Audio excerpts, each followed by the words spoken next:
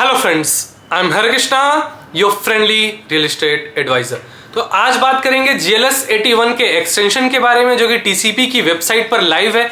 मैं इसका रिव्यू करूंगा डिटेल्ड में, बट इस रिव्यू को स्टार्ट करने से पहले मैं 3 पॉइंट्स एड्रेस करना चाहता हूं, जिससे कि एप्लीकेंट्स हैं उनको इन्फॉर्मेशन नहीं है और बेवकूफ़ बनाए जाने की कोशिश की जा रही है ब्रोकर्स के थ्रू, या जो रियल एस्टेट में डायरेक्टली या इनडायरेक्टली इन्वॉल्व हैं उनके द्वारा। मैं रियल एस्टेट के ऐसे ही एजुकेटिव वीडियोस और प्रोजेक्ट्स के अनबायस्ड रिव्यूज लाता रहता हूं, so to not miss those videos please subscribe to my YouTube channel. Start करते हैं अपना टॉपिक। एप्लीकेशन फॉर्म फिल कराने के लिए भी कुछ ब्रोकर्स हैं जो पैसे डिमांड कर रहे हैं।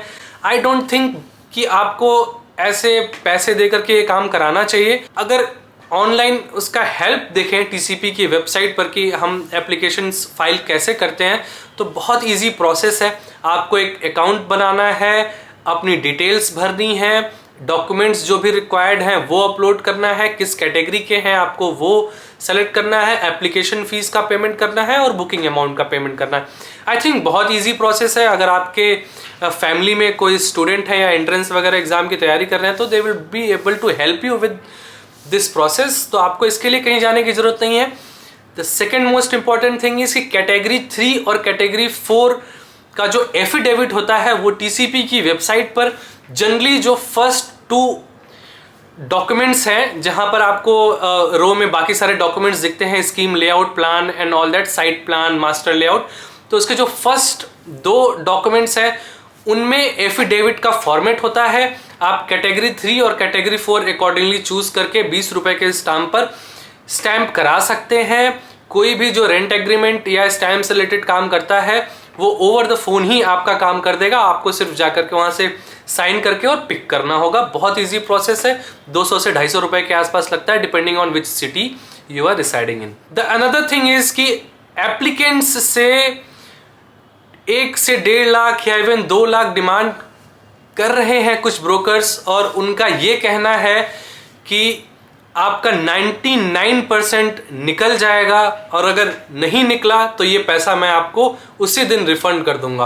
तो देखिए, ये नंबर्स का गेम है। अगर मेरे पास एग्जांपल लेता हूं कि मैंने आपको ऐसा कुछ पिच किया, मेरे पास 10 ऐसे क्लाइंट्स आ गए, मैंने सबसे 1.5 या 2 लाख रुपए ले लिए।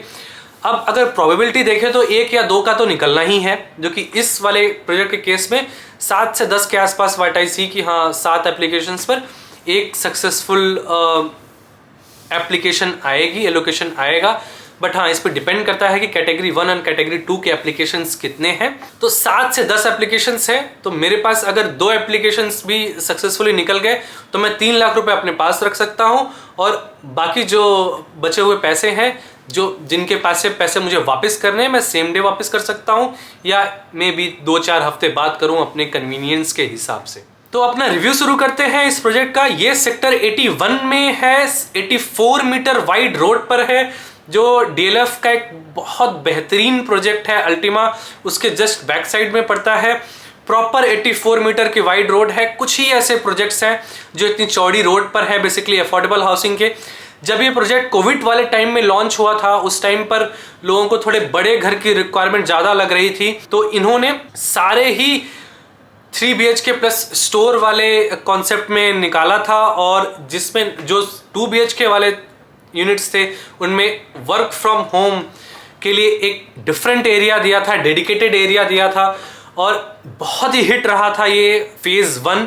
बट जब ये एक्सटेंशन आया है, इनके पास तकरीबन 2 एकड़ के आसपास की जमीन है, जिसमें कॉमर्शियल भी ला रहे हैं ये बिल्कुल 84 मीटर वाइड रोड पर, और एक क्लस्टर ऑफ टावर है, बेसिकली 2 टावर्स है उसमें, वो लॉन्च कर रहे हैं। तकरीबन 220 के आसपास की यूनिट्स है, 2 BHK प्लस स्टोर और 1 BHK की।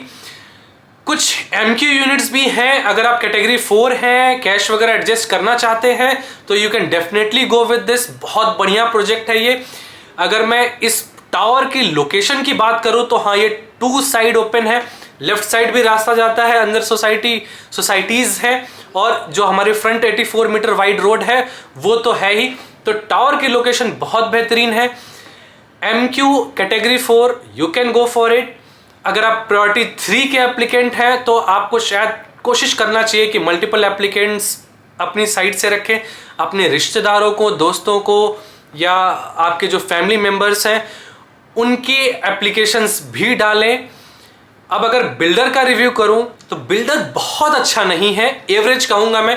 कंस्ट्रक्शन क्वालिटी और मेंटेनेंस भी एवरेज ही है, टॉप नॉच क्लास की नहीं है। बट अभी की सिचुएशन देखें कि अफोर्डेबल हाउसिंग कम आने लग रही है, बिल्डर को कॉमर्शियल बेचने में बहुत इशू आ रहा है, 4200 का रेट भी कहीं ना कहीं आज के डेट में जस्टिफाइड नहीं है। तो हाँ, आप कंसीडर कर सकते हैं मल्टीपल एप्लीकेशंस भी, जिससे कि आप अपनी प्रोबेबिलिटी बढ़ा पाएं।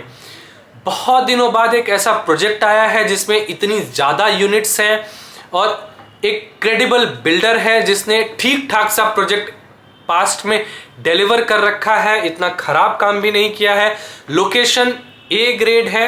अब अगर मैं टाइप की बात करूं तो आपको कौन सा टाइप चूज करना चाहिए, I think it is totally dependent on you कि आप 2 BHK प्लस स्टोर के लिए जाना चाहते हैं। लगभग साइज सेम ही है, बस एक एडिशनल रूम का डिफरेंस है, तो ज़्यादा मैटर नहीं करता। अगर मैं यूट्यूब पर ये आके कह दूं तो हो सकता है वही पर्टिकुलर यूनिट लोग अप्लाई करने लगे, but both the types are sort of considerable. हाँ, 1 BHK अफोर्डेबल हाउसिंग में पर्सनली मुझे समझ में नहीं आता, लोग कितनी भी स्टोरीज सुनाएं, बट एक ऑलरेडी अफोर्डेबल सेगमेंट की चीज है और उसमें भी आप अफोर्डेबल जा रहे हैं, तो मतलब ये EWS का ही प्रोजेक्ट हो गया।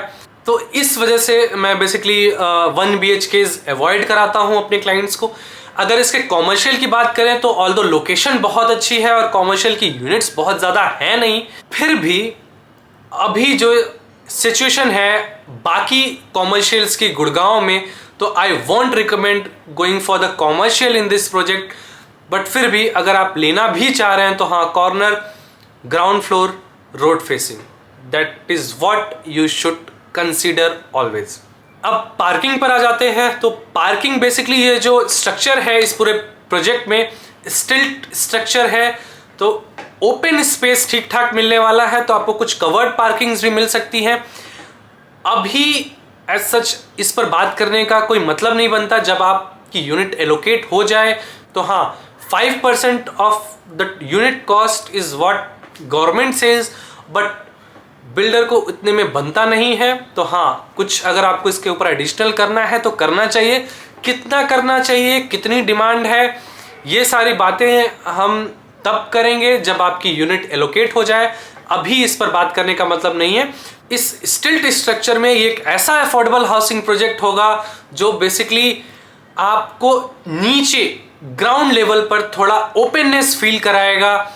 It is not just another affordable housing project. It could be best in class for end use and for investment as well. हाँ, अगर आप किसी भी अफोर्डेबल हाउसिंग में विद फैमिली रहना चाहते हैं तो उसके चैलेंजेस होते हैं, जिसके बारे में जनरली कोई बात नहीं करता।